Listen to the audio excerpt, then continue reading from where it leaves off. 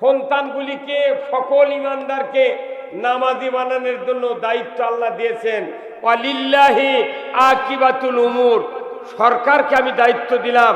আমার পক্ষ থেকে সবচেয়ে বড় ধরনের একটা আদেশ আল্লাহ দিয়েছেন, সরকারগুলিকে, যত সরকার বাংলাদেশে 54 বছর হলে কায়েম হয়েছে, একটা সরকার নামাজ কায়েম করে নাই। এই হুজুর মাথা ঝোকান কে? আপনি ঠিক বলেন না, মাথা ঝোঁকা বেড়াচ্ছেন, এটি মুখ দিয়ে কথা বলা লাগবে, কথা ঠিক কিনা? নামাজ কায়েম করবে সরকার। তাহলে নামাজ কায়েমের সরকারই কোনোদিন বাংলাদেশে কায়েম হয় নাই। বাংলাদেশে সরকার কায়েম আছে মহিলার বল খেলার। কি রে, ক্লাস 9-এর ছাত্রী, ক্লাস 10-এর ছাত্রী, ইন্টারের ছাত্রী হাফ প্যান্ট পরে সবুজ গিঞ্জি, পেটত বলে লাল ছাবা আছে, লাল সবুজের পতাকা, বিদেশত যা জিতে আসি টেলিভিশনে বলতেছে যে মহিলা দল এরা বিদেশের মাটিতে গিয়া বাংলাদেশের ভাবমূর্তি গৌরব উজ্জ্বল করেছে। এই ঘটনা কার বিটিক লিয়ে যা খেলে তোরা এত প্রশংসা নিচ্ছ? তোর বিটিক লিয়ে গেছিল কোনদিন? কোন নেতার বিটিক খেলায় না, কোন নেতার বেটা বাংলাদেশে লেখাপড়া করে না। যত নেতা আছে বাংলাদেশে প্রায় নেতার বেটা বিটি বিদেশে পড়ায়। সব নেতার বেটারা বিদেশত পড়ে। আর এই দেশের মধ্যবিত্ত নিম্নবিত্ত মানুষের সন্তানদেরকে প্রলোভন দিয়া ওর কেড়ে পাশে চামচাগিরি শিখায়, চামচাগিরি শিখা ওর কেড়ে পাও টিপে দেয়, কথা অনুযায়ী যা কয় তাই শোনে। এদেরকে দিয়া দুনিয়ার অশান্তি সৃষ্টি করে দুনিয়ায়। আর ওই নেতা যখন মরবি, মরার আগে বেটাক বিদেশের থেকে নিয়ে আসে লাখো কোটি দরুদ সালাম বিশ্ব মানবতার মুক্তির দিশারি জনাবে মুহাম্মদ রাসূলুল্লাহ সাল্লাল্লাহু আলাইহি সাল্লামের উপরে নাজিল হোক, যিনি হলেন তামাম পৃথিবীর একজন শ্রেষ্ঠ স্বামী, শ্রেষ্ঠ বাবা, শ্রেষ্ঠ নানা, শ্রেষ্ঠ যোদ্ধা, শ্রেষ্ঠ সেনাপতি।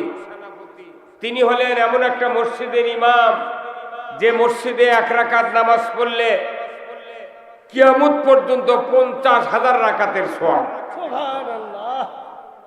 শুধু তাই নয়, ওনার আরেকটি গুণে আমরা জানতে পারি তার নামটা। তিনি হলেন একজন পৃথিবীর সফল রাষ্ট্রনায়ক ছিলেন, জোরে বলুন ঠিক কিনা? উনি প্রেসিডেন্ট ছিলেন। রসুলকে নেতা হিসেবে মানতে কারোর কি অসুবিধা আছে? তাহলে উনি কি ছিলেন? উনি 12.5 লক্ষ বর্গ মাইলের শাসনকর্তা ছিলেন, জোরে কোন আল্লাহু আকবার। তো ওনার ওই মসজিদে আজও 1 রাকাত নামাজ পড়লে 50,000 রাকাতের সওয়াব। আর আমাদের এই মসজিদে নামাজ পড়লে 27 গুণ সওয়াব। তাও হতেও পারে, নাও পারে। যারা খালি শুক্রবারে নামাজ পড়ে, ই যদি জমজমের পানি দিয়ে উযু করে, এর 27 গুণ সওয়াব হবে না। এই কথা কন না আপনারা? এই চশমালা ভাই, আপনি কথা কন না কেন? আপনি তাকে থাকেন খালি কি কারণ আইসক্রিম খাবার আছেন আপনি? একটা হুজুর মুখ খোলে না, কথা কন না কেন? ওটি এক হুজুর 10 মিনিট দাঁড়িয়ে থাকার পর হাত দিয়ে ইশারা করতে গিয়ে বলছে। কথা কোরআন এবং হাদিসের পক্ষে যদি আপনার কানে যায়, আপনাকে স্বতঃস্ফূর্তভাবে সমর্থন জানাতে হবে, কথা ঠিক কিনা? আমি যদি বলি, বলেন তো জেনা করা হালাল না হারাম, আপনারা কি বলবেন? মেলা মানুষ হারাম কয়নি, উনি এখনো বুঝিচ্ছে। এই কতক্ষণ সুদ খাওয়া হালাল না হারাম? তে বাংলাদেশে সুদ হালাল না হারাম? হারাম আছে। আল্লাহ করছে হারাম কোরআনে, বাংলাদেশে সুদ হারাম নাই। আল্লাহ বলছেন চুরি হারাম, বাংলাদেশে চুরি হারাম নাই। আল্লাহ বলছেন জানা হারাম, বাংলাদেশে জানা হারাম নাই। লাইসেন্স দিয়ে জানা করার হচ্ছে, কথা ঠিক কিনা? বাঘের মতো আপনার যদি চিৎকার না করে উত্তর না দেন, আমি তো কথা বলতে পারবো না। তাকে থেকে লাভ কি? যতক্ষণ মুখ আছে ততক্ষণ কথা বলতে হবে। কত ছোটে নেতার পক্ষে কথা বললেন, অমুক নেতার চরিত্র ফুলের মতো পবিত্র, নামাজ পড়ে না এক ওয়াক্ত, গাঁজা খায় 6 ওয়াক্ত। হ্যাঁ কতবার সেগুলো নেতারই খবর নাই, সব নেতা গুদো হয়ে গেছে। এই কতক্ষণ টাকা এখন আছে খেতারা। এই বাংলাদেশে আগে হচ্ছিল সার পোকা, কতক্ষণ টাকা সার পোকা আসছিল বালিশের মধ্যে, মশারির কানির, চকির চিপের খেতার মধ্যে, কতক্ষণ সেই সার পোকা বিষ দিয়ে মারা হচ্ছে। বালিশের রাত্রে শুয়ে থেকে কামড়াছে, ঘুমের ভেতরই 2 হাত দিয়ে আঙ্গুল দিয়ে সার পোকা ধরে টিপ দিয়ে মারিয়ে আবার নাকর দিয়ে সঙ্গীতে। হ্যাঁ কতক্ষণ বাংলাদেশে অসৎ চরিত্র লোকরা সার পোকার মতো বালুস, মশারি, খেতা, চকির চিপা একদম ভরে গেছে, কথা ঠিক কিনা? এই সার পোকা না মারলে বাংলাদেশে শান্তি হবে না। সার পোকা মারার পক্ষে কারা কারা 2 হাত তুলে আল্লাহকে দেখা। নারায়ে তাকবীর, নারায়ে তাকবীর। আল কোরআনের আলো। বুড়ো হয়ে গেছে,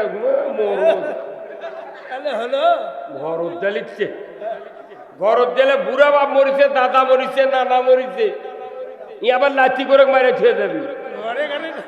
আল কোরআনের আলো, সংসদের আলো। হ্যাঁ কতক্ষণ আল্লাহ রসুল 10টি বছর 12.5 লক্ষ বর্গ মাইল কোরআন দিয়ে শাসন করেছেন। জোরে করে আল্লাহু আকবার। আল্লাহ রসুল যে মসজিদে ইমামতি করেছেন, ভাই আপনাকে হলো না, এই স্টার্ট করে তাড়াতাড়ি বসে পড়েন তো। এই ভাই আপনারা কি ডান ডান বসেন, ডান। এই হুজুর বসে, হুজুর বসে, হুজুরা বসবে না, দেখিতে কোনটা ভুল ধরা যায়। 6 লাইন বেশি পড়তে চকা দিন মারতে সাল্লাহরা জেদারুন করে, জেদারুন মরদ আছে, জেদারুন ওর আগে খাড়া থাকার বুদ্ধি নাই, কথা কর টাকা বসেন। হুজুরা বসবি পরে, আগে ভুল ধরবি তারপরে।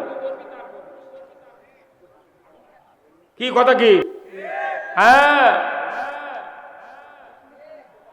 শোনেন, আল্লাহ রসুল যে মসজিদে ইমামতি করেছেন, ওই মসজিদে 50,000 রাকাতের সওয়াব 1 রাকাতের বিনিময়ে কে দেয়? আল্লাহ। আর আমাদের মসজিদে যদি 1 ওয়াক্ত নামাজ পড়েন 27 গুণ সওয়াব হতে পারে, নাও পারে। কিভাবে 27 গুণ পাবেন? আপনি আযান শুনলেন, ওযু করলেন, মসজিদে গেলেন, নেসপ শাক পোশাক গায়ে দেওয়া লাগবে, মাথার টুপি থাকা লাগবে, দাড়ি থাকা লাগবে, ওযু ভালো করে করা লাগবে, মসজিদে ডান পাও দিয়ে ঢোকা লাগবে, আবার জায়নামাজের দ্বারে দোয়া পড়া লাগবে, তারপরে নিয়ত করা লাগবে, তারপরে সূরা ফাতিহা, তারপর আউযুবিল্লাহ বিসমিল্লাহ পড়ার পর আবার কিরাআত শুরু করা লাগবে। এইভাবে সুবহানা রাব্বিয়াল আযীম, সুবহানা রাব্বিয়াল আলা, এই দোয়া তাসবিহ পড়ে, আত্তাহিয়াতু, দরুদ শরীফ, মাসুরা পড়ে সালাম ফিরানোর পর আল্লাহ 27 গুণ সওয়াব দিবে। মাথার পাগড়িও থাকা লাগবে, কথা ঠিক কিনা? তাহলে এতগুলা বিষয়ের উপর 27 গুণ সওয়াব আল্লাহ দিতে পারে। কিন্তু শুক্রবারে যেদিন নামাজ পড়বে যান, বলেন তো 16 আনা মুসল্লির ভিতরে প্রায় 10 আনা মুসল্লি খালি জুম্মার নামাজ পড়ে। এই কতক্ষণ তো 1 রাকাত নামাজ জুম্মার যা পড়লে ওই 1 ওয়াক্ত 27 গুণ সওয়াব আল্লাহ দিবি। এই ভাই কতক্ষণটা ঘড়িয়ালা ভাই কি দিবি? যে বাংলাদেশে শুক্রবারে 10 আনা মানুষ খালি 1 ওয়াক্ত পড়বে ভাই, তাহলে এর কি জন্য সওয়াব হবে? আর আমাদের যে মসজিদগুলোর নামাজ হয়, এই মসজিদের আবার বারান্দার লেখা আছে যে এই মসজিদের দুনিয়াবি কথা বলা নিষেধ। এই কতক্ষণ? আর আল্লাহর নবী আজ থেকে ১৫০০ বছর আগে এই কোরআন দিয়ে মসজিদে নববীতে নামাজ কায়েম করেছেন, চুরি বন্ধ করেছেন, জেনা বন্ধ করেছেন, এরপরে ঘুষ বন্ধ করেছেন, দুর্নীতি বন্ধ করেছেন, মদ, জুয়া, লটারি, যত রকমের অপকর্ম সব বন্ধ করেছেন, নামাজ চালু করেছেন, যাকাত চালু করেছেন, চোরের হাত কাটার আইন কায়েম করেছেন। জোরে বল ঠিক কিনা? যে মসজিদে আল্লাহর নবী কোরআনের পার্লামেন্ট কায়েম করেছিলেন, সেই মসজিদে নামাজ পড়লে 1 রাকাতের বিনিময়ে 50,000 রাকাতের সওয়াব। আর আমাদের দেশের মসজিদগুলিতে আগেই লেখা থাকে দুনিয়াবি কথা বলা নিষেধ। এই লেখাটা ইমামও দেখে, মুসল্লিরা দেখে, মুতাল্লিও দেখে, কথা ঠিক কিনা? কিন্তু কোনোদিন পরিবর্তন করতে পারে নাই। কারণ কি? এই মসজিদগুলি হলো দুনিয়া শাসন করার জায়গা। ধরে বল ঠিক কিনা? আমি আপনাদেরকে বলতে চাই, আমার দেশে প্রায় 5,12,000 মসজিদ আছে না? এতগুলা মসজিদে যত মুসল্লি নামাজ আদায় করে, যত ইমাম মুয়াজ্জিন আছে, এই লোকগুলি যদি ইসলামের পক্ষে থাকতো, আমার দেশে আরো 50 বছর আগে কোরআন বিজয় হয়ে যেত। ধরে বল ঠিক কিনা? কিন্তু মসজিদগুলিতে নামাজ হয়, ইসলাম বিজয়ের কথা বলা যায় না। কথা কর, বলা যায় না। মোতাল্লি দাম কি মারে ইমামও? এই কি কো মনে মোতাল্লির বাপের জন্য। কথা কর, কি লাভ? রসুলের আদলে যদি মসজিদ তৈরি না হয়, রসুলের আদলে যদি আমাদের জীবন বাড়ানো না হয়, কিয়ামতের দিন জান্নাতে যাওয়া অসম্ভব হয়ে যাবে। কথা ঠিক কিনা? আমরা কি রসুলের আদর্শ মানতে পারি? মানবেন তো? আসুন, আজকের এই কোরআনের মাহফিলের সম্মানিত সভাপতি সাহেব জনাব lieutenant colonel M Abdul Latif Khan, অবসরপ্রাপ্ত, আল্লাহ ভাইজানকে দ্বীনের জন্য কবুল করুক, বলুন আমিন। ইনি আছেন, ইনি সহ সভাপতি 2 জন, জনাব আলহাজ মোহাম্মদ আব্দুর রাজ্জাক খান, খট্টেশ্বর, রানীনগর। সহ সভাপতি জনাব মোহাম্মদ মেজবাউল হক লিটন, সমাজসেবক, পশ্চিম বালুভরা, রানীনগর। আল্লাহ 2 ভাইকে ইসলাম বোঝার তৌফিক দান করুক, বলুন আমিন। প্রধান অতিথি জনাব মোহাম্মদ রুকুনুজ্জামান খান, রুকু ভাই, সাবেক চেয়ারম্যান 1 নম্বর খট্টেশ্বর, রানীনগর, ইউপি। আল্লাহ ভাইজানকে উমারের মতো যোগ্যতা দান করুক, বলুন আমিন। প্রধান মেহমান জনাব এইচ.এম. নয়ন খান, লুলু ভাই, বিশিষ্ট ব্যবসায়ী, রানীনগর বাজার। আল্লাহ ভাইজানকেও দ্বীনের জন্য কবুল করুক, বলুন আমিন। আজকের মাহফিলের সম্মানিত মেহমান বৃন্দ, আলহাজ হযরত মাওলানা আব্দুল খালেক, শরীয়তপুরি, ঢাকা, মুহতামিম তালিমুস সুন্নাহ মাদ্রাসা, ভুঁইগড়, ফতুল্লা, নারায়ণগঞ্জ। আল্লাহ আব্দুল খালেক শরীয়তপুরি ভাইকে দীর্ঘ হায়াত দান করুক এবং ইসলাম বিজয়ের পক্ষে কথা বলার তৌফিক দান করুক, বলুন আমিন। আজকের মাহফিলের আর একজন সুনামধন্য বক্তা, এই বগুড়ার কৃতি সন্তান, বিশিষ্ট ইসলামী চিন্তাবিদ, মুফাসসিরে কোরআন, তরুণ প্রজন্মের আইডল, এইচ.এম. মেহেদী হাসান সিদ্দিকী, বগুড়া। বিশেষ অতিথিবৃন্দ অনেকগুলি, আল্লাহ সকলকে দ্বীনের জন্য কবুল করুক। স্থানীয় ওলামায়ে কেরামগণ, মঞ্চে বসা সুধীবৃন্দ, আমার পার্শ্বে বসা ভাই মোস্তফা, বিশিষ্ট আলেম দ্বীন, ইসলামী চিন্তাবিদ সহ সামনে বসা মুরব্বানে কেরাম, হাজী সাহেবগণ, বিভিন্ন মসজিদের ইমাম, মুয়াজ্জিন, মুক্তাদি সহ বিভিন্ন রাজনৈতিক দলের নেতৃবৃন্দ, যুবক ভাইরা, পর্দার অন্তরালে হাজারো মা বোনেরা, প্রাইমারি, মাদ্রাসা, হাই স্কুল, কলেজের শিক্ষক মহোদয়গণ, ছাত্র ভাইয়েরা, আজকের এই মাহফিলে উপস্থিত কচি কাচারা এবং প্রচার মিডিয়ার সম্মানিত ভিডিও ম্যান এবং মাইকালা ভাইয়েরা, সবার প্রতি আমার সালাম। আসসালামু আলাইকুম ওয়া রাহমাতুল্লাহি ওয়া বারাকাতুহু। ওয়ালাইকুম আসসালাম ওয়া রাহমাতুল্লাহি ওয়া বারাকাতুহু। কেমন আছেন? আলহামদুলিল্লাহ। আমরা এমন এক সময় মাহফিলে বসেছি যে সময়ে বাংলাদেশে নির্বাচিত সরকার নাই। কথা ঠিক কিনা? বাংলাদেশে এখন আন্দোলনের সরকার আছে। কিসের সরকার? ছাত্র সমাজ আন্দোলন করে যে সরকার কায়েম করেছে সেই সরকারের নাম কি? প্রধান উপদেষ্টার নাম কি? ডক্টর ইউনূস। বাংলাদেশের মোরা মানুষও তার নাম জানে।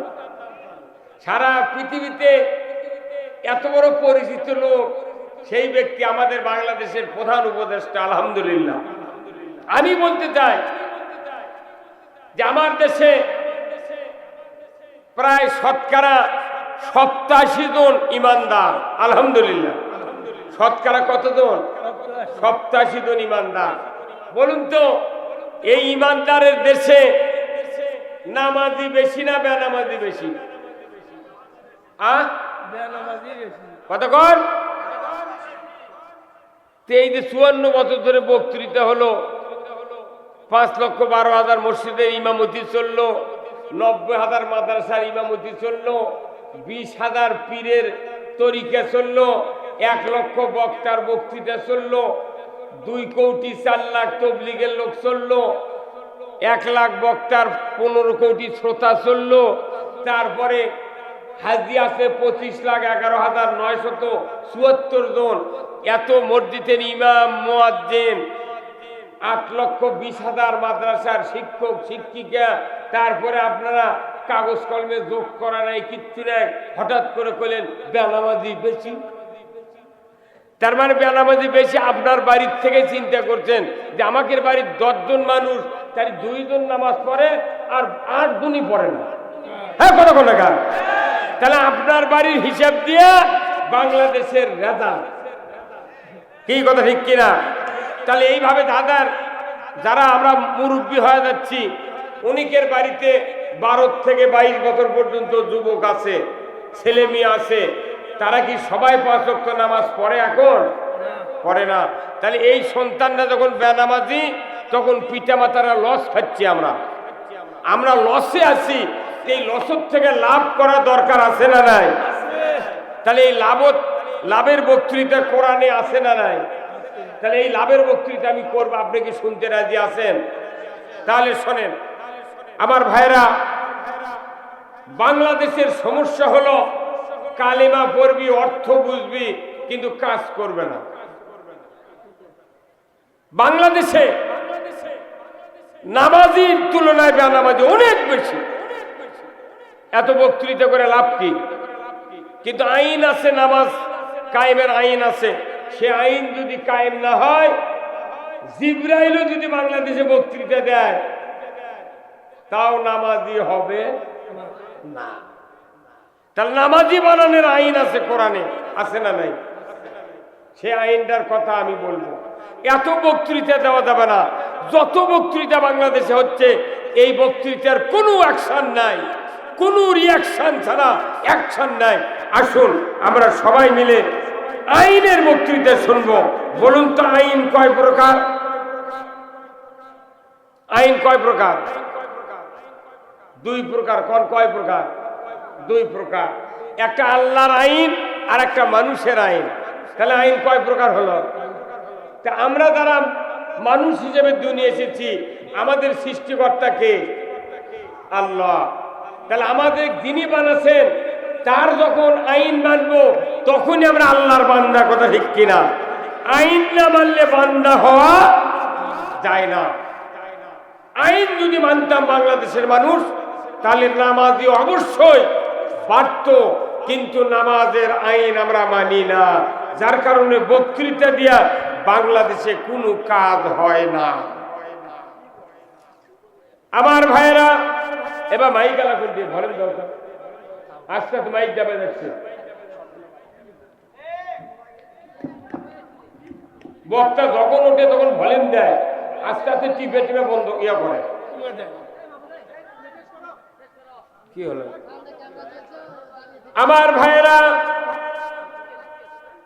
কিয়ামত পর্যন্ত নামাজ কায়েম করো, মসজিদে আযান দাও, কিয়ামত পর্যন্ত যদি এই পদ্ধতি চলে, সমাজে নামাজ কায়েম হবে না। আর নামাজ যদি কায়েম হয়, আমার নবী বলেছেন, যদি কোনো মানুষের সন্তান থাকে নামাজি, এই নামাজি সন্তান বাবা মারা গেল, ওই বাবার কবরের পাশে গিয়া সন্তান যদি বিসমিল্লাহ সহ একবার সূরা ফাতিহা তেলাওয়াত করে আর বিসমিল্লাহ সহ 3 বার যদি সূরা ইখলাস তেলাওয়াত করে, নবীজি বলেছেন ওই সন্তানের আমলনামায় 30 পারা কোরআন খতমের সওয়াব লেখা হয়। এই সন্তান যদি পিতামাতার কবরের পাশে দাঁড়িয়ে আল্লাহর কাছে হাত তুলে দোয়া করে, রব্বিরহামহুমা কামা রব্বায়ানি সগীরা, দেখে দাও, দেবে গেল তো।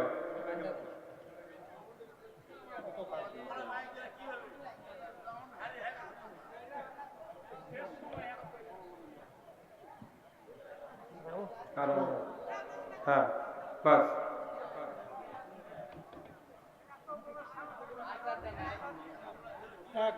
আল্লাহ রাব্বুল আলামিন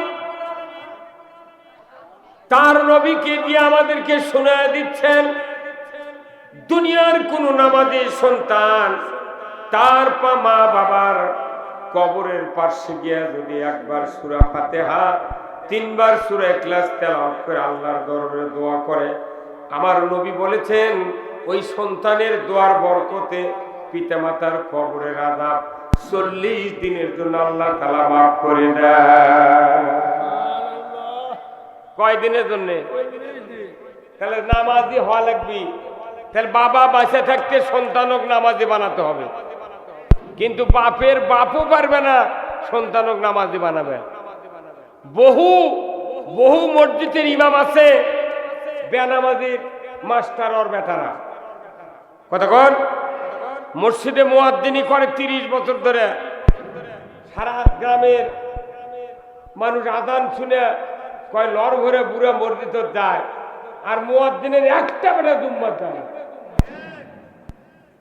মেলা বক্তা আছে, মেলা বক্তা আছে, বক্তার বেটা বেনামাজি, কতক্ষণ না গায়।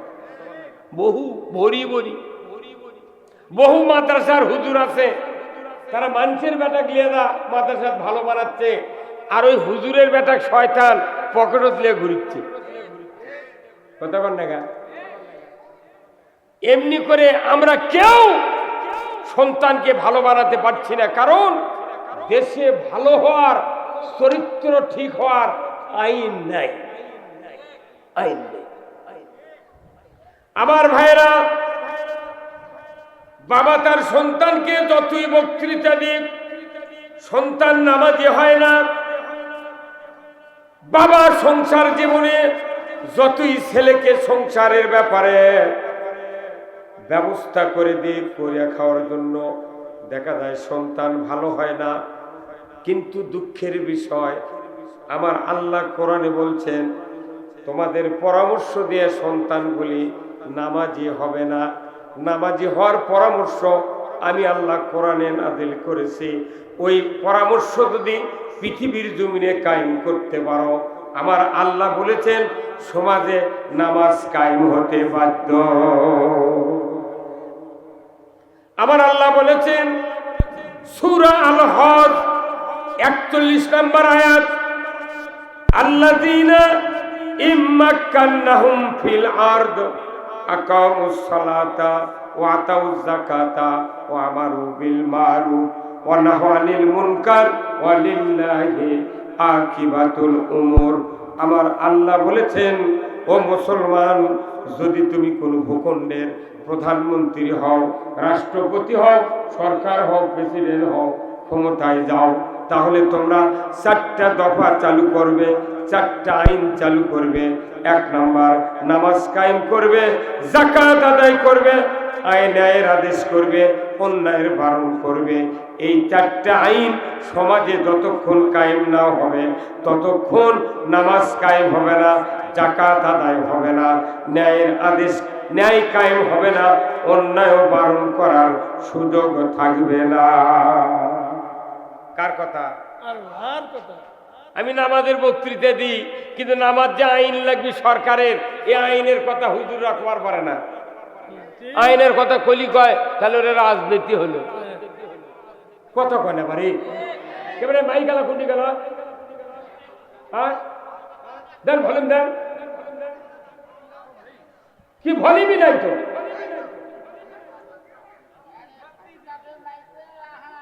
একবারে 100 সাউন্ড হওয়া লাগবে, কোন মাইকের সাউন্ড ডাবা দাবা না, কারেন্ট লাগে আরো 4 লাইন না। কি আমি যে কথা বললাম, সন্তানগুলিকে সকল ইমানদারকে নামাজি বানানোর জন্য দায়িত্ব আল্লাহ দিয়েছেন। ওয়ালিল্লাহি আকিবাতুল উমুর, সরকারকে আমি দায়িত্ব দিলাম, আমার পক্ষ থেকে সবচেয়ে বড় ধরনের একটা আদেশ আল্লাহ দিয়েছেন সরকারগুলিকে। যত সরকার বাংলাদেশে 54 বছর হলে কায়েম হয়েছে, একটা সরকার নামাজ কায়েম করে নাই। এই হুজুর মাথা ঝোকান কে? আপনি ঠিক বলেন না, মাথা ঝোকাবে রাখছেন, মুখ দিয়ে কথা বলা লাগবে, কথা ঠিক কিনা? নামাজ কায়েম করবে সরকার। তাহলে নামাজ কায়েমের সরকারই কোনোদিন বাংলাদেশে কায়েম হয় না। বাংলাদেশে সরকার কায়েম আছে মহিলার বল খেলা। কি রে, ক্লাস 9-এর ছাত্রী, ক্লাস 10-এর ছাত্রী, ইন্টারের ছাত্রী, হাফ প্যান্ট পরে সবুজ গিঞ্জি, পেটত বলে লাল ছাবা আছে, লাল সবুজের পতাকা, বিদেশত যা জিতে আসি, টেলিভিশনে বলতেছে যে মহিলা দল এরা বিদেশের মাটিতে গিয়া বাংলাদেশের ভাবমূর্তি গৌরব উজ্জ্বল করেছে। এই ঘটনার কার বিটিক লিয়ে যা খেলে তোরা এত প্রশংসা নিচ্ছ? তোর বিটিক লিয়ে গেছিল কোনদিন? কোন নেতার বিটিক খেলায় না, কোন নেতার বেটা বাংলাদেশে লেখাপড়া করে না। যত নেতা আছে বাংলাদেশে প্রায় নেতার বেটা বিটি বিদেশে পড়ায়। সব নেতার বেটারা বিদেশত পড়ে। আর এই দেশের মধ্যবিত্ত নিম্নবিত্ত মানুষের সন্তানদেরকে প্রলোভন দিয়া ওর কেড়ে পাশে চামচাগিরি শিখায়, চামচাগিরি শিখা ওর কেড়ে পাও টিপে দেয়, কথা অনুযায়ী যা কয় তাই শোনে। এদেরকে দিয়া দুনিয়ার অশান্তি সৃষ্টি করে দুনিয়ায়। আর ওই নেতা যখন মরবি, মরার আগে বেটাক বিদেশের থেকে নিয়ে আসা, ওই যে এমপি মরবি, ওই এমপির পদত আবার দাঁড়িয়ে দিয়া ওই মরে যায়। বাপ যা করিছে বেটারও তাই করে, কথা ঠিক কিনা? আর আমাকে করছে হুজুর কো কি হলো, কথা কর। আর এই সুযোগ বাংলাদেশে দেওয়া হবে না। তোমার বেটা বিদেশত পড়ে, আর আমাকে বেটা বেটি এটি পড়ে, চাকরি তো আমাকে দেয় না, ওর কেড়ে বেটা বেটি চাকরি দেয়। আর যত মুক্তিযোদ্ধা ছিল ওর কেড়ে খালি যদি পানি খিলেছে কোনো মুক্তিযোদ্ধা, তার বেটাকে চাকরি দিছে। মুটরা কথা বল। আল্লাহ তাআলা কোরআনে বলছেন সরকার ছাড়া নামাজ কায়েম করতে কেউ পারবে না। কার কথা? আল্লাহর কথা। চিৎকার করেন, কার কথা? তাহলে নামাজ কায়েম বাংলাদেশে হোক, এটা কি আপনারা চান? কারা কারা চান? দুহাত তুলে আল্লাহকে দেখান। লিল্লাহে তাকবীর, নারায়ে তাকবীর। তাহলে নামাজ যদি সমাজে কায়েম করতে চান, আপনার সন্তান সন্ততি যদি নামাজি বানাতে চান, নামাজি সরকার কায়েম করতে হবে। এটা হচ্ছে 1 নাম্বার। আমার দেশে যাকাত কি আদায় হয়? জোরে কর। সুদ আদায়ের জন্য সাইকেল পেলে, হুন্ডা পেলে দেয়ার গারদ করে দিচ্ছে। এমন কোন গ্রাম নাই যে সেটি 14 আনা মানুষ কিস্তির টাকা না লেছে। কি ভাই বসেন না, আপনি বসে আসেন, বসেন। কিস্তির টাকা এইদিকে আছে না নাই? আছে। কয় শাক ভাত খাবো না, গোস্ত খা স্বামীর কথা শুনবো না, ভাঙ্গা করে থাকবো না, ঝড় বাদল মানবো না, কিস্তি দেওয়া বন্ধ করবো না, যায় আন থাকিতে সাহেবের ডিউটি কোনদিন অমান্য করব না। কিস্তি মসজিদে ঠিকই আমরা নামাজ পড়ে দেয়, কিন্তু মসজিদের মুসল্লি যদি ভাইবা নেওয়া হতো কে কে সুদি টাকা কারবার করেন হাত তোলেন, দেখা যাবে মসজিদের 12 আনা লোক হাত তুলবে। যারা সুদ খায়, এই সুদ দেয়, সুদ হারাম করেছেন কে? সেই সুদ বাংলাদেশের চলিচ্ছে। হজ উমরা দাড়ি টুপি জুব্বা পাগড়ি দেখলে মনে হচ্ছে জিবরাইল হেঁটে যাচ্ছে। হুজুর কি সুদি টাকার বিরুদ্ধে কথা কন না গা? আল্লাহ কোরআনে বলছেন আহাল্লাল বাইয়া হারামার রিবা, ব্যবসা হালাল সুদ হারাম কে করেছেন? আল্লাহ কোরআনে বলছেন ইয়া আইয়ুহাল্লাযিনা আমানু লা তাকুলুর রিবা, ঈমানদাররা সুদ খায় না। কার কথা?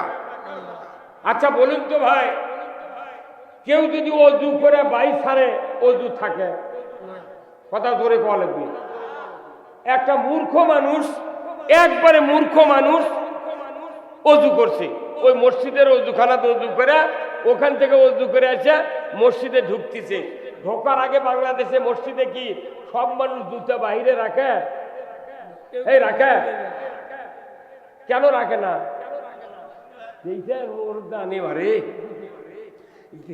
যে দেশে লক্ষ লক্ষ হাজার হাজার প্রশাসনিক কর্মকর্তা আছে, হাজার হাজার নেতা আছে, অফিসার আছে, সব আছে, 54 বছর ধরে মসজিদে জুতা চুরি বন্ধ হয়নি। যাই জুতা চুরি বন্ধ করার পারেনি, ই কি সুদ হারাম করবে?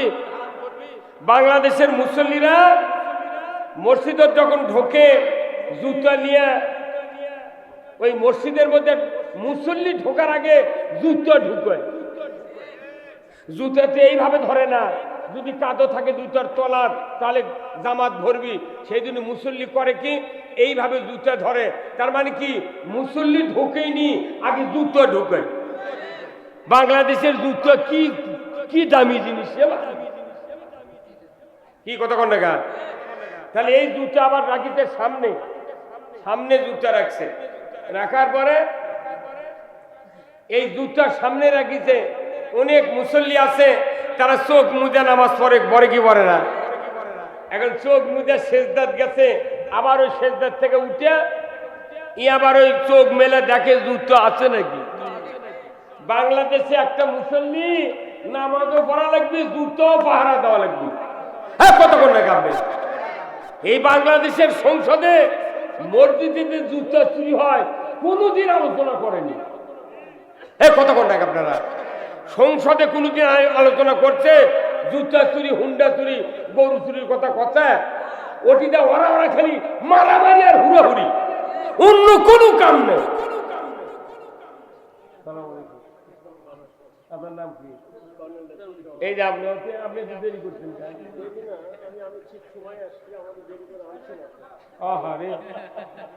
মানে এগুলো অতিথি পরিচয় না বলে বা কর্নেল, কর্নেল মানুষ, সেই কর্নেল ওলির সাতকারি কথা আপনি। মার হাবা, মার হাবা, আলহামদুলিল্লাহ। আল্লাহ তাআলা ওনার হায়াত দারাজ করুক, বলুন আমিন। তাহলে আমি কি বলছিলাম?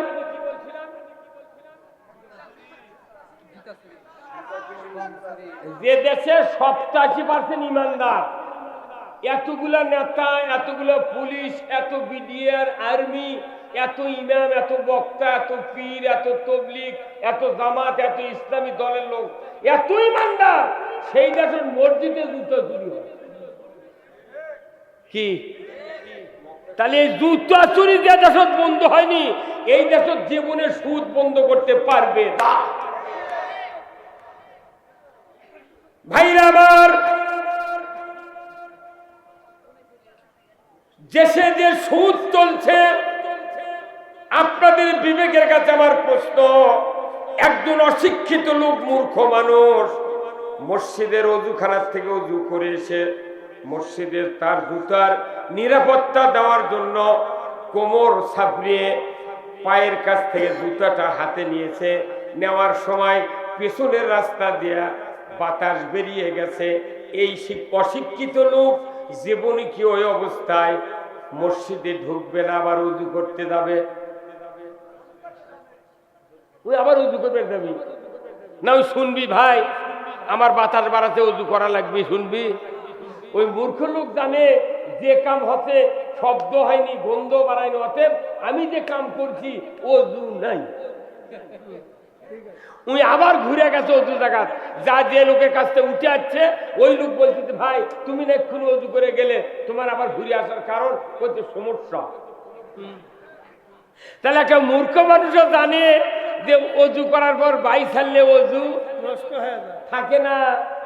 তাহলে রোজা করে কেউ যদি দুপুরবেলা এক প্লেট ভাত খায় আর রোজা থাকবে? এই কতক্ষণ আপনি নামাজ শুরু করেছেন, সূরা ফাতিহা পড়া হয়ে গেছে, এর মধ্যে আপনার এক ছেলে বলতেছে আব্বা পশ্চিম পাড়ার রায়হান আমাকে একটা গরু ফরত দিচ্ছে। তখন যদি আপনি নামাজের ভেতর থেকে কন বাবা রায়হানক একটু দাঁড়াবের ক, আমি নামাজ পড়ে বাড়াচ্ছি, এই নামাজ থাকবে? তার নামাজ থাকবে? তাহলে আপনি নামাজ ভঙ্গের কারণ জানলেন, রোজা ভঙ্গের কারণ জানলেন, অজু ভঙ্গের কারণ জানলেন। ইমান যে ভাঙ্গে গেছে কবে? নাগর নদী, আত্রাই নদী দিয়ে সিংহে চলে গেছে ইমান, উনি এখনো টুই মারতে ঘুরতি।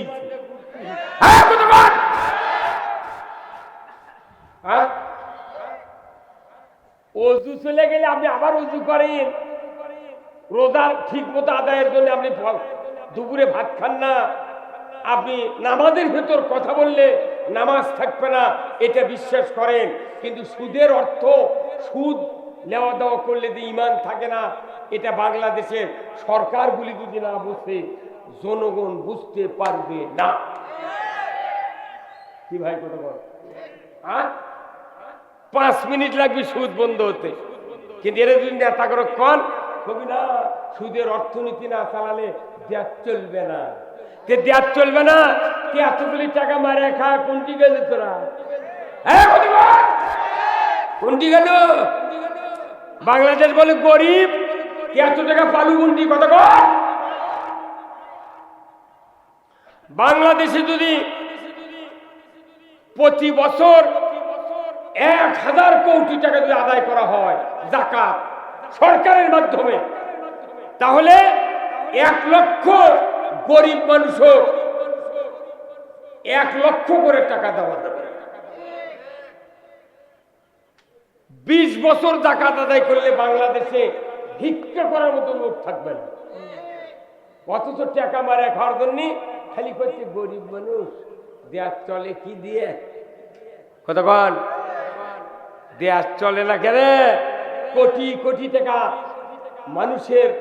মানুষের বাড়ির থেকে সরকারের তহবিলে যায়, কিন্তু সুষ্ঠু বন্টন নাই, হিসাব নাই। মুত্তাকি লোক শাসন ক্ষমতায় না থাকার কারণে আজকে দেশে অন্যায়গুলি হওয়ার কারণে মানুষের ভাগ্যের পরিবর্তন হয় না। তাহলে এই সুদ হারাম করতে গেলে 20 বছর লাগবে না, একবার সংসদ 5 বছর সুদ হারাম হবে, যাকাত আদায় হবে, ফিতরা আদায় হবে, চামড়ার টাকা আদায় হবে, ওসর আদায় হবে। আমার দেশে একজনও দুঃখী বাঙালি গরিব থাকবে না। অথচ আল্লাহ কোরআনে বলছেন আকিমুস সালাত ওয়া আতুজ যাকাত। জোরে বলুন ঠিক কিনা? যাকাত চালু করো, নামাজ কায়েম করো। কিন্তু আমার দেশে মানুষের পেটে ক্ষুধা, খাবার নাই। আজকে ফেসবুকে দেখলাম ঢাকার রাস্তায় ভেকু দিয়া গরিবের সিএনজি, গরিবের ইজি বাইক ভেকু দিয়া ভেঙে দিচ্ছে। ভাই ডাকেন রে, এই আজকে কে তুই গরিব মানুষের রিক্সা ভাঙবে দুগা? তুই ভাঙ, যারকে 10টা করে মাইক্রো আছে, কার আছে, সেগুলা ভাঙ। কিন্তু গরিবের পেটত লাগতে দিচ্ছে যত আইন দুর্বলের উপর। বাংলাদেশে এত এত রাস্তার যানজটের কারণে এইরকম ভাঙ্গা দিচ্ছে। রাস্তার যানজটের একমাত্র কারণ হলো সরকারকে আল্লাহ দায়িত্ব দিয়েছেন, যদি তুমি মুসলমান হও জনগণের 5টা অধিকার দিতে হবে। 1 নম্বর খাদ্যের অধিকার আদায় করতে হবে। খাদ্য, বস্ত্র, চিকিৎসা, শিক্ষা, বাসস্থান, এই 5টা মৌলিক চাহিদা সরকার যদি কায়েম করে, আমার দেশে গরিবেরা এত ভ্যান, ইজি বাইক, এরপরে লসিমন, করিমন আর সিএনজি, এত ভ্যান চালিত রাস্তা জাম কখনোই হতো না। কারণ মানুষের পেটের দায়ে সন্তান লালন পালনের কারণে তারা ক্ষতি করে যানবাহন কিনে তারা হাট বাজারে চালাচ্ছে, ধরে বলুন ঠিক কিনা? এই করে না, কৃষকেরা জমি আবাদ করে, কৃষিমন্ত্রী বানাচ্ছে কত কানে বাড়ি। কৃষিমন্ত্রী কে? কেন ওই জীবনে পানির নামে না, ওই কৃষি কাজে কি বুঝবি না? ওই টেবুলে বাদ পেশাব করে জানে না, মিয়া মানুষ পেশাব করে টেবুলের বারো, ও কি বানাচ্ছে কৃষিমন্ত্রী। এদেশে যদি ইসলাম কোনোদিন ক্ষমতায় দেয় 100 বিঘা জমি আমি দেবো আগে কৃষিমন্ত্রী। এই 100 বিঘা জমি তোমার খরচে আবাদ করবে, কান্দা কাটা, হাল বাওয়া, জমির বেসন ফেলান, বেসন লাগা, নিড়ানি, সার, কীটনাশক দিয়া কাটার টাকা, রোপার টাকা তুমি দিয়া 100 বিঘা জমি আবাদ করে তোমাকে দেখাতে হবে, দেখো বাংলার কৃষকেরা কেমন খাটতি করে ধান আবাদ করে। তুমি জীবনে পানির নামনি, কাদো ঘাটনি, জমি আবাদ করনি, তুমি কিসের মূল আর কৃষিমন্ত্রী?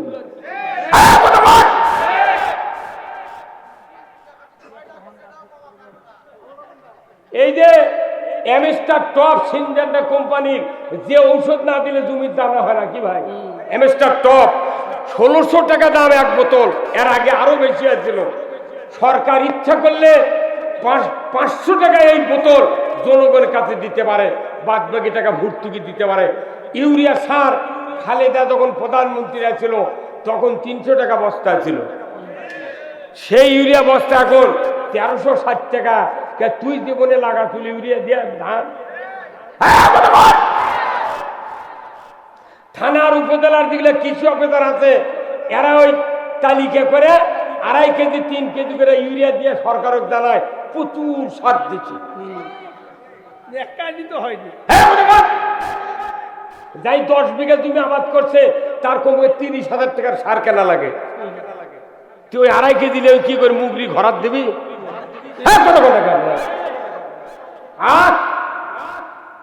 এই জন্যে খালি নামাজ রোজার বক্তৃতা দিয়া পৃথিবীতে শান্তি আসবে না।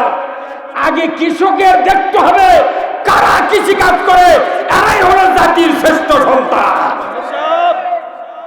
আমরা যখন কৃষি কাজ করে ধান পান লাগে, ইরি লাগে, এই যে বৈশাখ মাসের প্রথমে যখন ধান কেবল গিয়ে কলা পাকা হচ্ছে, দানা দাবিচ্ছে, তখন ঢাকার টেলিভিশনের থেকে বলিচ্ছে এসো হে বৈশাখ। বৈশাখী শাড়ি, হলদিয়া পার, সাদা শিলালা বৈশাখ উদযাপনের জন্য মাইকিং হচ্ছে, টেলিভিশনে হচ্ছে। আমরা কোটি কোটি টাকা খরচ করে বাংলাদেশের কৃষকেরা ধান আবাদ করি, আর ওরা কয়দিন সেরেক করে ঢাকার টেলিভিশনের থেকে বলিচ্ছে এসো হে বৈশাখ। মানে আমাদের আবাদ যাতে বৈশাখক ডাক দিলে বৈশাখ তো ঘুম পারে না। কথা কর, ওই সান্তাহারের কানির থেকে কালো ব্যাগ করে যখন যাবার চায়, আল্লাহ কয় কে তুই চেতন হলু গে, কোথাও আমাকে ডাক দিল গে, তাহলে আমাকে যানবাহন দাও। বৈশাখের যানবাহন আছে, যানবাহন হলো বাতাস। বাতাস যখন দিছে তখন বলছেন আমি খালি হাতে যেতে পারবো না, তখন বলেছে কি নিবে? আজকের বাড়ি গেলে মিষ্টি লাগে, চমচম লাগে, আমাকে না সাদা কাঁচালা মিষ্টি দাও। কথা কর, ওই ঝড়ের মধ্যে আবার শিল দিল, পাথর পরে আমাকে ধান পান নষ্ট হয়ে গেল, ঝরিয়ে পড়ে গেল, আর ওরা ঢাকার থেকে করছে এসো হে বৈশাখ। তাহলে 2-4 বছর তোরা আছে আমার জমি আবাদ কর আমাকে, আর আমরা দা ধান পাকার সময় কমো আশ্বিন বৈশাখ সাহেব। তোমাকে কোটি কোটি টাকা দেয় নেতা বাইনা ঢাকাত পেটে দেওয়া আছে দুর্নীতি করার জন্যে। আল্লাহ রসুলের সাহাবী হযরত উমর ফারুক রাদিয়াল্লাহু তাআলা আনহু উনি ছিলেন অর্ধেকটা পৃথিবীর বাদশাহ। করে বলা আল্লাহু আকবার। আমার ভাইয়েরা, ওমর ফারুক আল্লাহর নবীকে কতল করার জন্য আবু জাহেলের পরামর্শ অনুযায়ী 100টি উট পুরস্কার পাবে। এই পুরস্কার নেওয়ার জন্য আবু জাহেলের পরামর্শ ভিত্তিতে ওমর তরবারি উঁচিয়ে বলল, ওমর তোমার জবান যদি ঠিক থাকে আমি নিমিষের ভিতরে মুহাম্মাদের মাথা কেটে তোমার হাতে দিয়ে দেব। নাউযুবিল্লাহ। আবু জাহেল বলল, ওমর রে, তুমি যদি মাথাটা কাটতে পারো আমি তোমাকে পুরস্কার দেব। আমি জবান দিয়ে বলছি, তুমি মাথাটা এনে আমার হাতে দিয়ে দাও। ওমর তরবারি নিয়ে তীক্ষ্ণ রোদের কিরণের ভেতর দিয়া মরুভূমি প্রান্তর দিয়ে চলে যাচ্ছে। যাইতে যাইতে সাফা মারোয়া পার হয়ে আল্লাহর রাসূল তার বাসভবনের সামনে সাহাবাদেরকে নিয়ে বসে আছেন। এমন সময় ওমর ইবনুল খাত্তাব বাড়ি থেকে বের হয়ে মাঝপথে গিয়া যখন উলঙ্গ তরবারি ধার চিকমিক করছে, ঊর্ধ্বশ্বাসে রাসূলের বাড়ির দিকে চলে যাচ্ছে, এমন সময় নঈম নামের একজন ব্যক্তি উমরকে ডাক দিয়ে বলে, উমর, এত ঊর্ধ্বশ্বাসে ক্ষিপ্ত অবস্থায় তুমি এত তড়িঘড়ি করে কোথায় যাও? বলে, আমি যাচ্ছি মুহাম্মাদের মাথাকে কাটার জন্য। নঈম বলে, উমর রে, খবরদার, মাথা তো তুমি কাটতে পারবে না, বরঞ্চ তোমার মাথাটাই বিক্রি হয়ে যাবে রাসূলের পদতলে। ধরে কর আল্লাহু আকবার। উমর রাগে টকবক করে বলল, নঈম, রাস্তা ছেড়ে দাও, আমাকে যেতে দাও। আমি মক্কার মাথা পেরিয়ে চলে যাব, সাফা মারোয়া পাহাড়ের চিপা দিয়ে চলে যাব মুহাম্মাদের বাসায়। আমি কিচ্ছু দেখব না, তরবারি দিয়ে তার মাথা কাটবো, তুমি রাস্তা ছেড়ে দাও।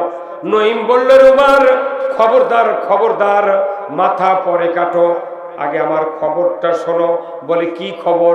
বলে, ওই যে তোমার ভগ্নিপতি আর ফাতেমা তোমার বোন, তার বাড়ির কাছ থেকে আমি এক্ষুনি আসলাম। আমি দেখলাম তারা ওই মুহাম্মাদের উপর ঈমান এনেছে, কালেমা পড়েছে, আল্লাহর উপর বিশ্বাস স্থাপন করেছে। তুমি নিজের ঘর সামলাও, মুহাম্মাদের মাথা পরে তুমি কাটতে যাও। জোরে কর না আল্লাহু আকবার। উমর রাগ করে রাস্তা বাইপাস ধরে তার ভগ্নিপতির বাড়ির দিকে যাওয়া শুরু করলো। যাইতে যাইতে যখন ভগ্নিপতির বাসার একবারে নিকটবর্তী দাঁড়িয়ে গেল, হঠাৎ করে ভেতর থেকে আওয়াজ আসতেছে, ওমান আরাদান যিকরি ফাইন্না লাহু মাইশাতান দনকা ওয়া নাহশুরুহু ইয়াউমাল কিয়ামাতি আমা। আল্লাহর কোরআন ওমরের বোন আর ভগ্নিপতি দুইজন একসাথে তেলাওয়াত করছেন। অর্থ হলো, ওমান আরাদান যিকরি ফাইন্না লাহু মাইশাতান দনকা ওয়া নাহশুরুহু ইয়াউমাল কিয়ামাতি আমা। যারা আমি আল্লাহ, আমার নসিহত, আমার বক্তৃতা, আমার বয়ান, আমার উপদেশ, আমার কোরআনের আলোচনা শোনার পর যারা অ্যাবাউট টান বিপরীত মুখেই চলবে, কোরআনের পথে না চলে বিপরীত দিকে চলবে, আমি আল্লাহ বলে দিচ্ছি তাদের জীবিকাকে আমি আল্লাহ সংকীর্ণ করে দেব। আর কিয়ামতের দিন তাদেরকে অন্ধ করে আমি উঠাবো।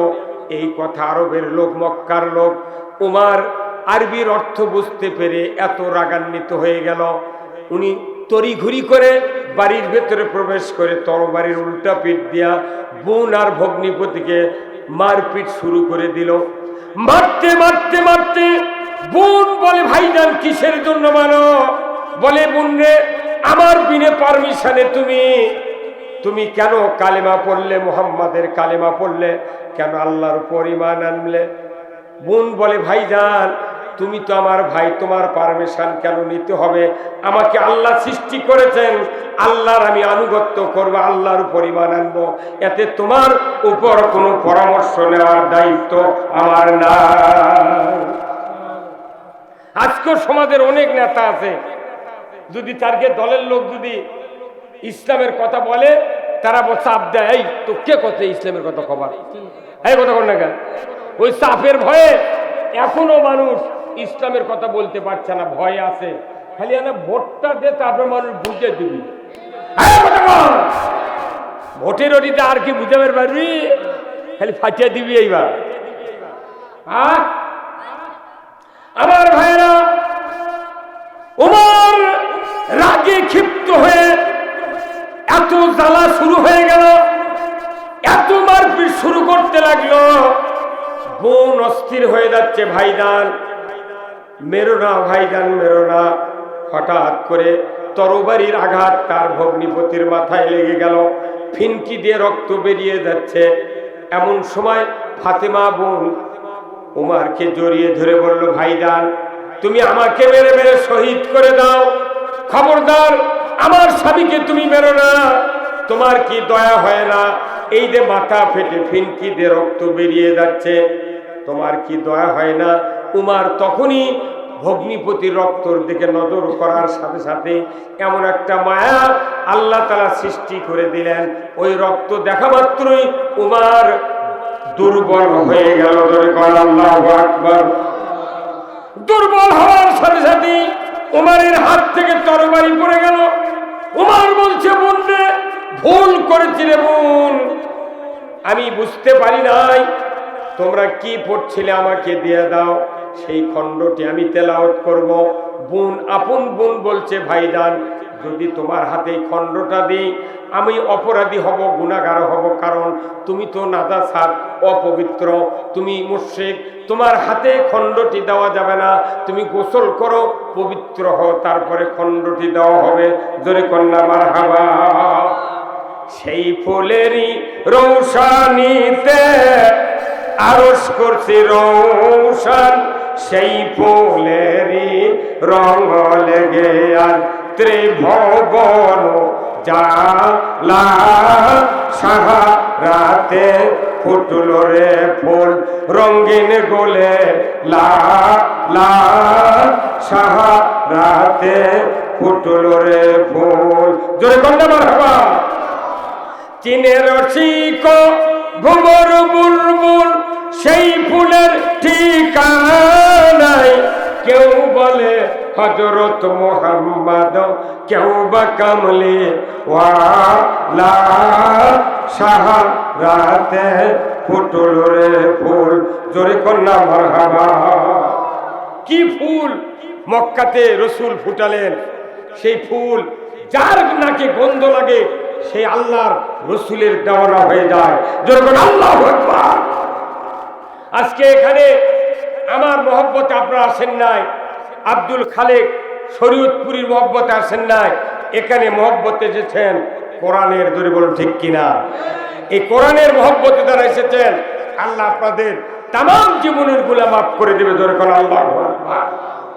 আজকের এই রানীনগর, খট্টেশ্বর, এই নওগাঁ জেলার ভেতরে, বগুড়া জেলার ভেতরে এত বড় গ্রাম কোথাও নাই যে গ্রামে এক গ্রামে 2 ওয়ার্ড। কয়টা ওয়ার্ড? 2টা। তাহলে বিশাল গ্রাম, অথচ এই গ্রামে একটা রাস্তা করেছে, তাই গাড়ি আলো না। হ্যাঁ, কথা বল না আপনারা। হ্যাঁ, এই গ্রাম কি আজ হচ্ছে না আরো মেলা দিন আগে হচ্ছে? এক রাস্তা করতে হেরিমু, তাই 6 ফিট ওষার, না চলে গাড়ি, না চলে ঘোড়া। এদিকে দামি মেয়ের বিয়ে হয়, ওর হাতে দামি স্কুলের ওটি গাড়ির চড়া লাগে।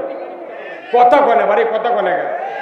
আর এই যে উন্নতির জোয়ার, উন্নয়নের জোয়ার, মনে হচ্ছে দেশ গোটা সোনার পাত দিয়ে লেপে দিব। আর এটি গাড়ি আলো না, গাড়ি 1 কিলো দূরে রাখা লাগলো। এটা আমাদের দুঃখ। যারা রাস্তা করে তাদের বিবেক থাকা দরকার যে কমপক্ষে 8 ফিট রাস্তা হলে এই এলাকার জনগণের উপকার হবে। একটা মিনি ট্রাক ইটালিয়া যাতে আসতে পারে, মোটা বালু ইটা ওই স্কুলের নামে আনে, এই গরিব মানুষগুলো বাড়ি করবার লাগলে ডবল ক্যারিং কস্ট লাগবে। মনে তোর বাপের টাকাতে ঘাটা করছে। আমি বলবো এই রানীনগরের যত নেতৃস্থানীয় লোকেরা আছেন, চেয়ারম্যান আছেন বা সাধারণ যারা উপজেলার সাথে যোগাযোগ করেন, অচিরেই এখন সরকার ঢালাই রাস্তা করতেছে, এটা তাড়াতাড়ি করে ধরে দিয়া আমার মনে হয় কর্নেল সাহেব, আমাদের সভাপতি সাহেব, উনি যদি একটু উপজেলার ঘোরাঘুরি করেন, আমার মনে হয় 7 দিনের মধ্যে এই রাস্তা ঢালাই করার মতো যোগাযোগ করে ফেলবে। এই কথা বল না, রাস্তা যদি না থাকে এখানে আসবেন উনি কিভাবে? আমি অনুরোধ করব এই রাস্তাটা তাড়াতাড়ি ইঞ্জিনের ক্ষয় করে দেন। কি টাকা তো কারু দেওয়া লাগে না, খালি লেখা দিলি রাস্তা হয় রে, হিংসা করে তাই রাখে না। কি কতক্ষণ টাকা ভাই?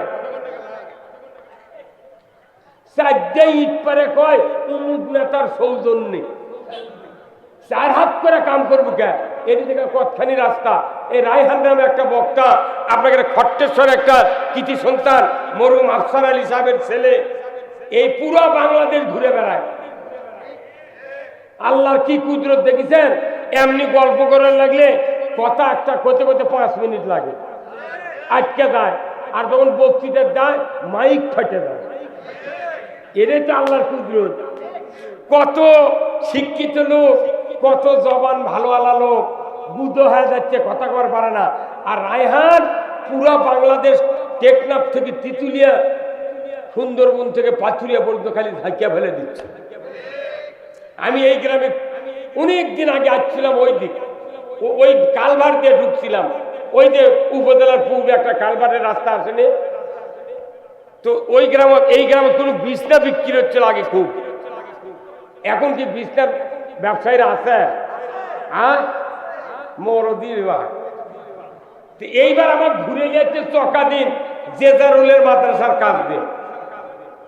আপনারা যারা এই মাহফিলে বসে আছেন, এই মাহফিলে বসাটা আল্লাহ যেন কবুল করে, ধরে কোন আমিন।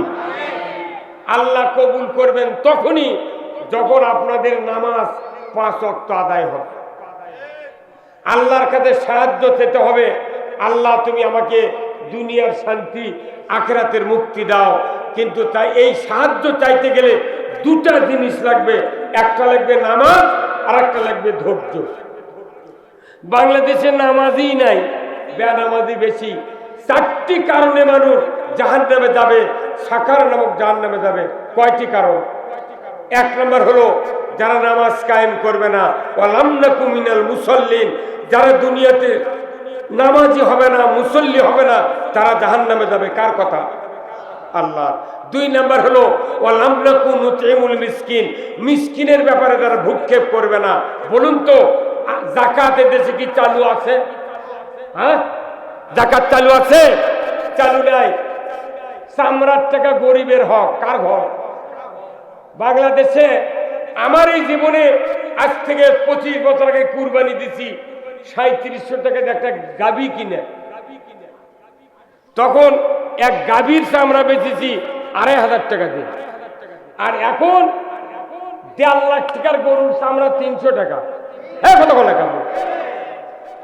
কুরবানি প্রতি বছর হয়, কোটি কোটি পশু জব হয়, কিন্তু চামড়ার টাকা গরিবেরা পায় না। যখনই কুরবানি আসে দেখবেন ঢাকার থেকে ট্যানারির মালিকেরা কবি ট্যানারি খারাপ, এবার চামড়ার দাম নেই। এই হুই তুলে একটা করে চামড়া 300 টাকা একবার দাম কবি, গাড়াগার আসবে না, পরে চামড়া মাংনা দেওয়া লাগে। গতবারে কুরবানির দিন আমি চামড়া একটা ছিলে, আমার নিজের বাড়িতে গরু 4.5 গুণ গোস্ত আছে, সেই চামড়া 300 টাকা কষে এক চামড়ার ব্যবসায়ী। ওই যে কয়া গেছে বেলা ডুবা বন্ধু আর আসেনি। আমি বিপদ পড়ে গেলাম কর্নেল ভাই, বিপদ পড়ে দেখ চামড়া তো আমরা খাবারও পারবো না, আমার মাদ্রাসাও নাই, কি করি না। আমার বিয়ে কোনো গোস্ত দিবে রাখছিল যে ভাই এই চামড়াটা আপনি ব্যাগত করে নিয়ে যান অমুক মাদ্রাসার তৈবপুর মাদ্রাসার দেন। সেই মাদ্রাসার দেশে রাত্রে, ওই রাত্রে ওই হুন্ডত করে মুলুবি লিয়ে যা করির হাটত বেচিছে 700 টাকা দিয়ে। উই আবার বেচিছে সকালবেলা বগুড়া দত্তবাড়ি চামড়ার আড়তত বেচিছে 1250 টাকা দিয়ে। উই আবার বেচিছে, ওর থেকে নাম্বার নিয়ে আমি আবার যোগাযোগ করে দেখি, উই আবার বেচিছে 1750 টাকা দিয়ে। একই চামড়া 300 কয়ালে আইনি বগুড়া থেকে ঢাকার পাঠিয়েছে 1700, উই বেচিছে কার কাছে, এটা আর আমার নাম্বার দেয়নি, যোগাযোগ করিনি। একটা চামড়ার বড় পাটির কাছে আমি বললাম, ভাই উই চামড়া কোনটি নিয়ে যায়? কয় চলে যায় ভারতে। এক ভারত ছাড়া চামড়া পাকাকরণের মেশিন বাংলাদেশ নয়, মুসলিম রাষ্ট্রের কাছে একটা চামড়া পাকা করার মেশিন নাই। চামড়া পাকা করার জন্য ওই চামড়া 3200 টাকা দিয়ে বেঁচেছে, ঝিলানি করার পর লবণ দিয়ে। এই চামড়া ভারতের থেকে পাকা হয়ে আছে বাটা কোম্পানি, পায়ে পায়ে শো কোম্পানির কাছে 10,500 টাকা দিয়ে চামড়া বেচে। আর কাল্লার চামড়া দিয়ে 6 জোড়া স্যান্ডেল তৈরি হয়, 499 টাকা করে দাম এক একটা স্যান্ডেল। এই কতক্ষণ গোটা গরুর চামড়া থাকে, এক একটা শো অরিজিনাল চামড়াতে যদি কিনবার দান 10,000 টাকা লাগে বাটা কোম্পানির জুতো। তাহলে একটা গরুর পুরা পেট পিঠের চামড়া দিয়ে কমপক্ষে 6 জোড়া লয় 16 জোড়া জুতো হবে। এগুলো টাকা ধনীকের পেটত যাচ্ছে, আর গরিব করছে 300 টাকার দাম হচ্ছে গরুর চামড়া, 20 টাকা হলো ভেড়ার চামড়া, 25 টাকা হলো খাসির চামড়া। গরিব যেটি টাকা পাবি সেটি টাকা নাই। এখন ধান নামিছে, মোটা ধান বড় বড় ব্যবসায়ীরা কিনে কিনে গোডাউনত রোদ দিয়ে থুচ্ছে। গরিবের ধান যখন ফুরাবি এরা সিন্ডিকেট করে 1800 টাকা মন জিরার ধান বেচবি। এই কথা কয়, ওর মাথা ঘুরে যাবি এইবার, সিন্ডিকেট ভঙ্গে দিবে এবার। কি কথা কন টাকা? কোল্ড স্টোরের আলু 100 টাকা কেজি বেচেছে, এইবার বেচিস বাবা আলু এখন লিখছে না 400।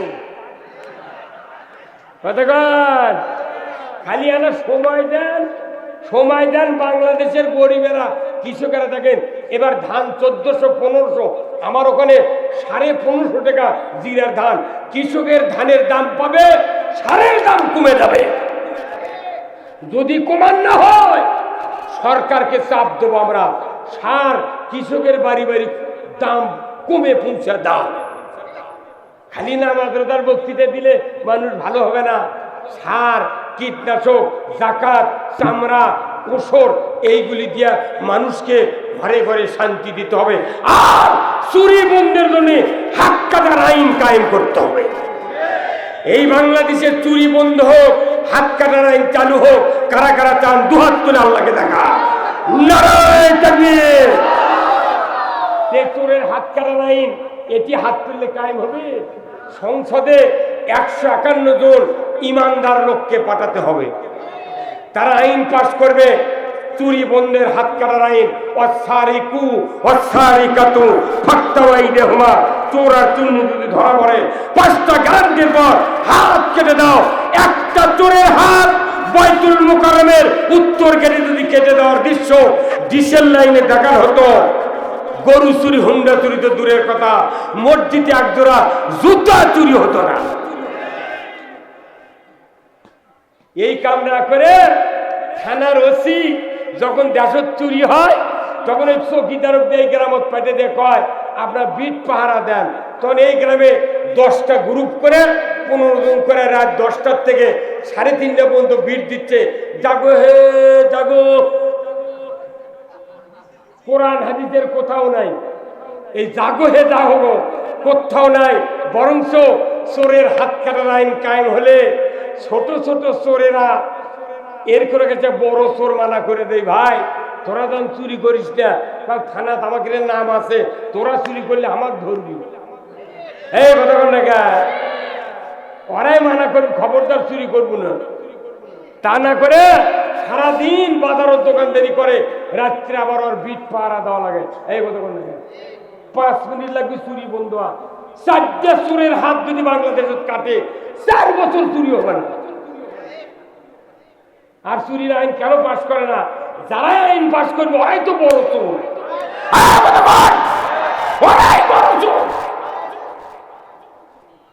যারা চুরি করবে না, যারা অন্যায় করবে না, এই রকম লোক যদি আজও সমাজের নেতৃত্ব দেয়, এই দেশটা উমারের শাসনের মতো দেশ হবে। জোরে বল আল্লাহু আকবার। একটু জিকির করেন সুবহানাল্লাহ। এবারে মাহির মাহির কো চা কোন দিতেছে পারে আমার সার ফ্লাক দিতে আছে মাইক কিচ্ছু নেই মাইক আমার এখানে সাউন্ড হয় না মাইক কি ঠিক আছে আমি কথা বলেছি এখানে সাউন্ড নেই কিছু নেই প্রথম আছে যখন খুতবা দিলাম তখন সেই সাউন্ড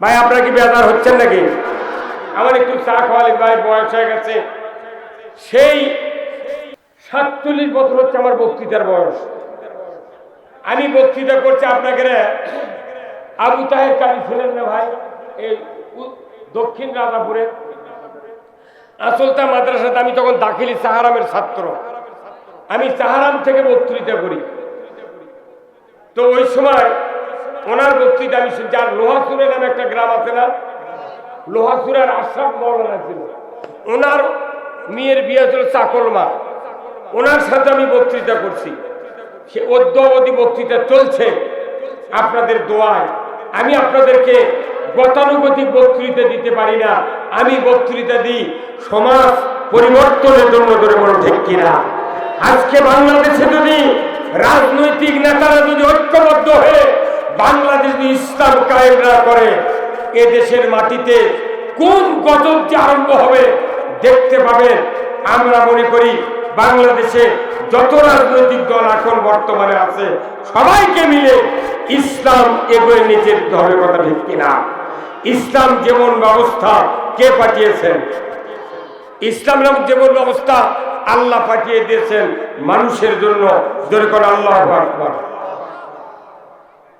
আমার ভাইয়েরা আল্লাহ রাব্বুল আলামিন কোরআনুল কারীমে বলছেন ইন্নাদ-দীনা ইনদাল্লাহিল ইসলাম নিশ্চয় ইসলাম নামক জীবন ব্যবস্থা আমি আল্লাহ আমার কাছে প্রিয় বান্দা তোমাদের কাছে যদি এটা প্রিয় হয় দুনিয়ায় শান্তি হবে আখিরাতে মুক্তি হবে সমাজে চুরি বন্ধ হবে জানা বন্ধ হবে ঘুষ বন্ধ হবে সুদ বন্ধ হবে অন্যায় অপকর্ম বন্ধ হয়ে যাবে ইসলাম পাঠিয়েছে আল্লাহ তাআলা মানুষকে শান্তি দেওয়ার জন্য জোরে কন্যা মারহাবা সেই ইসলাম কোরআনে আছে কোথায় আছে কিন্তু আমাদের সমাজে নাই ইসলাম কোরআনে থেকে লাভ নাই সমাজে কায়েম থাকতে হবে আমার ভাইয়েরা আমি বলতে চাই ইসলাম নামক জীবন ব্যবস্থা যে আল্লাহ ফরজ করেছেন কায়েম করা ওই জীবন ব্যবস্থা যদি বাংলাদেশের আজকে 18 কোটি ইমানদার যে দেশে শতকরা 87 জন মানুষ ইমানদার মুসলমানের দাবিদার ওই দেশে ব্রিটিশের কাফেরের আইন পাশ করা আছে ধরে বলুন ঠিক কিনা মুসলমানের দেশে ব্রিটিশের কাফেরের আইন চালু করা আছে কিয়ামত পর্যন্ত যদি জিবরাইলও বক্তৃতা দেয় বাংলাদেশে শান্তি কায়েম হবে না শান্তি কায়েম হবে নারায়ে তাকবীর নারায়ে তাকবীর প্রধান বক্তার আগমন খালেক ভাইয়ের আগমন শরীয়তপুরীর আগমন লিল্লাহে তাকবীর